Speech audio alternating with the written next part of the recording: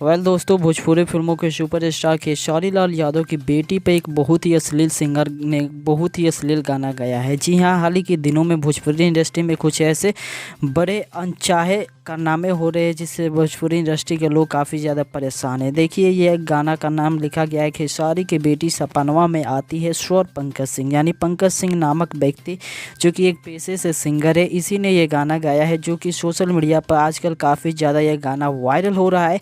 और खेसारी लाल यादव की बेटी में इतने कड़े शब्द में ये गाना गाया गया है जो कि खेसारी लाल यादव के फैंस काफ़ी ज़्यादा गुस्से में है। जी हाँ, खेसारी लाल यादव अपने बेटे और बेटी से काफ़ी ज़्यादा प्यार करते हैं।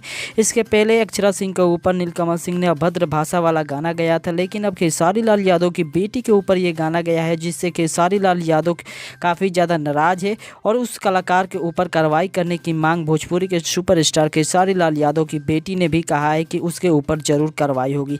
क्या आपको लगता है कि खेसारी की बेटी के ऊपर गाया गाना अश्लील है? तो कमेंट करके अपनी राय जरूर दे दीजिएगा। और फिलहाल इस वीडियो में इतना ही। वीडियो पसंद आया तो लाइक शेयर जरूर कीजिएगा। धन्यवाद दोस्तों। जय हिंद, जय भोजपुरी।